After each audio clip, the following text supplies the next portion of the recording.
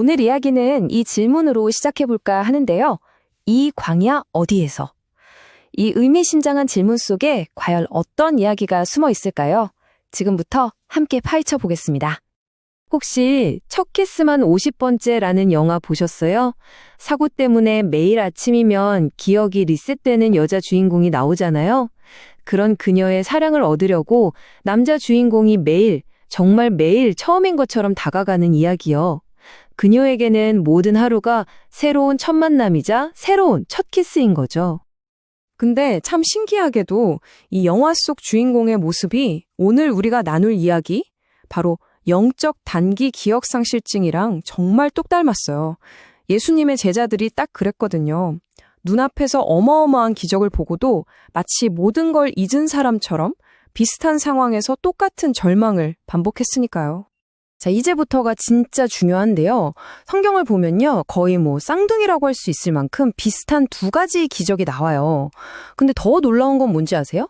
제자들이 두 번 다 정말 똑같이 의심하고 무력감을 느꼈다는 거예요. 아니, 어떻게 그럴 수가 있죠? 평생 한 번 볼까 말까한 엄청난 기적을 바로 눈앞에서 체험했으면서 어떻게 다 잊어버린 사람처럼 행동할 수 있었을까요? 도대체 뭐가 제자들의 기억을 싹 지워버린 걸까요? 자, 한번 보세요. 두 사건 정말 놀랍도록 비슷하죠? 물론 장소나 대상은 조금 달랐어요. 하나는 이스라엘 백성, 다른 하나는 이방인들이 모인 곳이었죠. 하지만 배고픈 수많은 사람들, 턱없이 부족한 음식, 그리고 결국 모두가 배불리 먹었다는 그 기적적인 결과까지 전체적인 틀이 거의 똑같아요. 예수님께서도 나중에 이 두 사건을 따로따로 말씀하신 걸 보면 이건 명백히 다른 시간, 다른 장소에서 일어난 두 번의 기적이 맞습니다. 기적은 여기서 끝나지 않았어요. 두 사건 모두 음식이 남았다는 공통점이 있거든요. 근데요, 바로 그 남은 음식을 담았던 그릇에서 우리는 아주 중요한 차이점을 발견하게 됩니다. 자, 이걸 좀 보세요. 첫 번째 기적 후에는 12개의 바구니가 남았다고 해요. 아마 우리가 생각하는 손에 들 수 있는 그런 작은 바구니였겠죠? 그런데 두 번째 기적 후에는 7개의 광주리가 남았어요. 이 광주리는요, 사도 바울이 성벽에서 탈출할 때 썼다고 할 만큼 사람이 들어갈 정도로 어마어마하게 큰 그릇이었어요. 그러니까 뭐예요? 두 번째 기적이 훨씬 더 풍성한 결과로 이어졌다는 거죠. 아니, 그런데 도대체 제자들은 왜 이걸 다 잊어버렸을까요? 사실 이건 제자들만의 얘기가 아니잖아요. 우리도 그렇거든요. 왜 우리는 과거에 받았던 큰 은혜를 그렇게 쉽게 잊고 지금 눈앞의 문제 앞에서 또 절망하는 걸까요? 그 이유를 한 3가지 정도로 나눠서 생각해 볼 수 있을 것 같아요. 첫 번째는 바로 상황 때문이에요. 광야라는 그 막막한 현실에 딱 갇혀버리면 누구나 압도당하고 무력해지기 마련이거든요. 두 번째면 대상에 대한 편견이에요. 제자들은 어쩌면 기적은 선택받은 우리 이스라엘 백성에게만 일어나는 거지 라고 생각했을지도 몰라요. 저기 이방인들에게까지 그런 일이 일어날 거라고는 상상도 못했던 거죠. 그리고 세 번째, 시간입니다. 사람들이 굶은 지 벌써 사흘이나 지났다는 그 사실이 이젠 틀렸어, 너무 늦었어 하는 절망감을 더 키웠을 수도 있고요. 근데 여러분, 이 이야기의 진짜 초점은 제자들이 얼마나 믿음이 없었나 이게 아니에요. 자, 이제 관점을 완전히 바꿔서 이 모든 일의 중심에 계셨던 예수님의 마음은 어땠을지 한번 들여다볼게요. 제자들 눈에는요, 먹여야 할 4,000명이라는 거대한 문제, 그리고 턱없이 부족한 떡 7개만 보였어요. 그야말로 광야라는 절망적인 현실에 갇혀 있었던 거죠. 하지만 예수님은 완전히 다른 걸 보고 계셨습니다. 과연 그게 뭘까요? 바로 이거였습니다. 내가 무리를 불쌍히 여기노라. 예수님의 마음을 움직인 건 제자들이 믿음이 있냐 없냐가 아니었어요.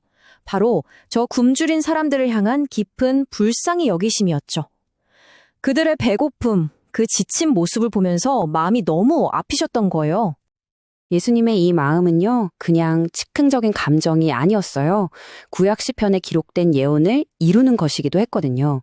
시편 107편을 보면 하나님께서 간절히 바라는 영혼을 만족시키시고 굶주린 영혼을 좋은 것으로 채워주신다고 노래해요.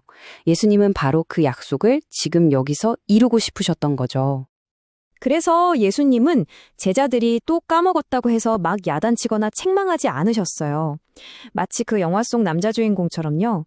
기억을 잃은 연인에게 왜 기억 못하냐고 화내는 대신에 다시 한번 처음인 것처럼 다가가서 사랑을 확인시켜 주잖아요. 또 한 번의 첫 키스처럼 그 사랑으로 기적을 다시 보여주신 겁니다.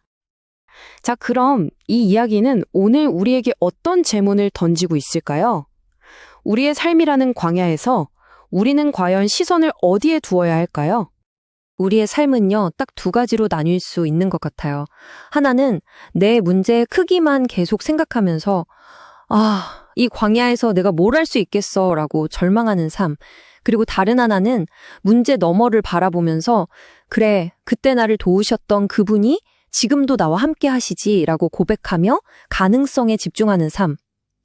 여러분은 어느 쪽이세요? 사실 제자들은 정말 중요한 긍정적인 신호를 놓치고 있었어요. 바로 이 숫자, 2에 담긴 의미 말이에요. 생각해보세요. 첫 번째 기적 때보다 떡이 2개나 더 많았잖아요. 사람 수도 1000명이나 줄었고요. 모든 조건이 사실은 더 나은 상황이었어요. 그런데도 광야라는 그 문제에만 딱 꽂혀 있으니까 이 명백한 가능성을 전혀 보지 못했던 거죠. 그래서 핵심은 바로 이겁니다. 우리의 기도가 1시간 내내 제 문제가 이렇게 크고요, 저렇게 심각해요 라고 설명하는 시간이 되어서는 안 된다는 거예요. 오히려 그 시간에 과거에 주님께서 내 삶에 어떻게 일하셨는지 그분의 선하심과 능력을 다시 기억하고 되새기는 시간이 되어야 하는 거죠. 마지막으로 여러분께 묻고 싶어요. 지금 여러분이 서 있는 삶의 광야에서 여러분의 시선은 어디를 향하고 있나요? 도저히 해결할 수 없을 것 같은 문제의 거대함을 보고 있나요? 아니면 그 어떤 문제보다도 크신 분의 선하심을 바라보고 있나요? 바로 그 시선이 여러분의 현실을 결정하게 될 겁니다.